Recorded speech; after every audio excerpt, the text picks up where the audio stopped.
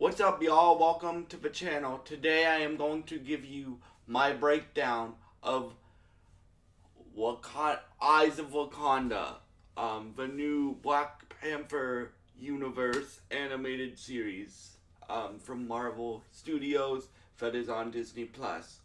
First of all, with today's trailer that we released, we got a lot of cool little teases for what's gonna happen in this series, and it got moved up to August 1st, so that's in 3 days. So, and I'm glad it got moved up to August 1st because I I think it was gonna come out the same day as Peacemaker season 2 before they moved it up, and yeah. So for me, what's really interesting of this series is even though it's animation, it's set in the same universe as the MCU. Like, what if X-Men 97 and the Spider-Man cartoon, your friendly neighborhood Spider-Man, those aren't set in our MCU, right? Those are set in a different universe. This animation, Eyes of Wauconda, is set in the MCU. So we've never met these characters before, even though I think Okoye might be in it because one of the characters looks very like Okoye, right? But it looks like we're gonna be told stories. I don't know how many episodes this is. I would assume at least 4, maybe 5, because the animation style looks better than any animation that Marvel has done before, right? Like it looks almost like not Into the Spider-Verse, but it looks like at that level of animation. Like they put some money into this animation, right? So the trailer starts with explaining the concept, right? Wakanda Special Ops Team, right? Like spies getting back artifacts, right?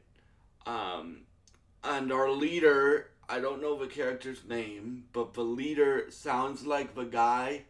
Obviously, he has like a African accent, but it sounds like the guy that played Black Lightning in the Black Lightning TV show, which that dude's a great actor. So if it is that dude, Cress Williams, playing the lead character of this, then yeah, I'm happy with that. I'm not sure it's him though, but it sounds like him. It sounds like he's the one to voice this lead character, but I'm not sure about that. So if you guys know who the lead actor of this series is, please leave it in the comments below. But yeah, so for me, what's interesting is if they there's been leaks about this show, not specifically what's gonna happen, but it's they go through different time periods and each episode is a different story. But it looks like they all follow this lead character that we're following throughout the trailer because the lead character narrates the whole trailer. So there is some conflict with Dora Milaje. There is some conflict with just this character and whatever he's hunting for or looking for. And then there's shots of different characters and different conflicts that this character and the spy network of Wakanda has to deal with, right? Which we will get to the character that they show in a minute, and I will explain who this character is for those of y'all that don't know. But I strongly recommend you watch this trailer and at least give it a watch on Friday. At least give the first episode a watch, because I'm going to be reviewing this series for y'all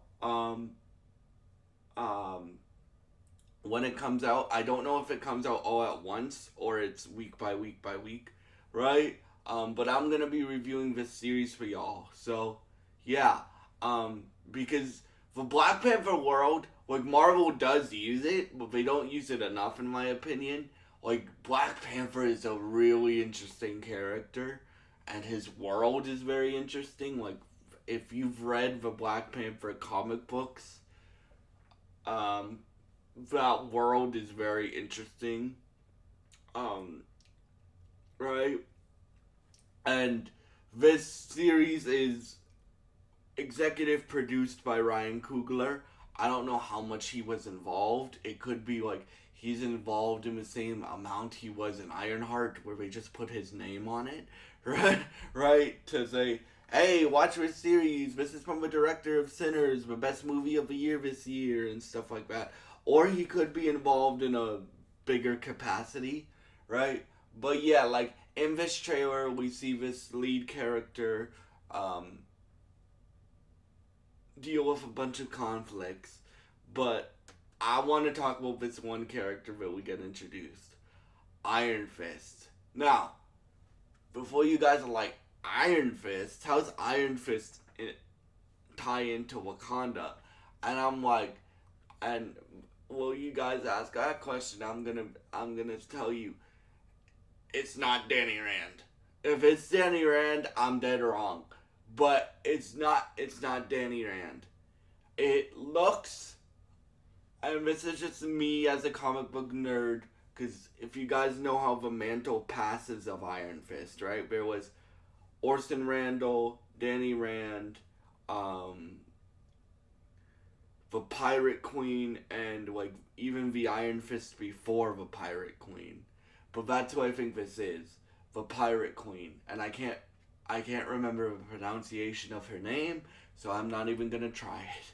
But the Pirate Queen, if they introduce Miss Iron Fist, she is a badass character, man. Like if you've read, um, like I think Iron Fist season one sucked, like most people did, but season two was a lot better, and what they were going to do with season three would have been very, very interesting because we took a lot from this run I'm going to talk about here, right? So this Iron Fist, we really start to find out about in a story, in a comic book run for Iron Fist called The Immortal Weapons. And this run is very, very, very, very, very interesting, right? It goes down the deep path of, like, it goes down the history of the Iron Fist, right? So I'm very interested to see how she interacts with people from Wakanda, because that's never happened in the comics before, right? With this Iron Fist, right? And yeah, like I'm just very interested in this show. Like I'm glad it got moved up. Like not only because like I'm not as interested in it as Peacemaker, but I am still gonna watch it. I watch everything, every single superhero thing, no matter what company it's from, no matter what it is. I watch every single superhero thing, so that's gonna be no different here. And I'm gonna review this series for you guys and see how they expand the Black Panther lore and Wakanda lore in the MCU. And I strongly recommend you watch this because this animated show, it's not like in a different universe like What If or X-Men 97 or a Spider-Man, Friendly Neighborhood Spider-Man. Even though I strongly recommend you watch Friendly Neighborhood Spider-Man and X-Men 97. Can't wait for season 2 of both of those shows, by the way. Um, but for me, what's interesting is Marvel hasn't done a series like this, an animated series set in our MCU. So I'm very interested to see how they do it. Because I know it's possible, because look at what happened with Creature Commandos for DC, right? Look at what DC's doing. But,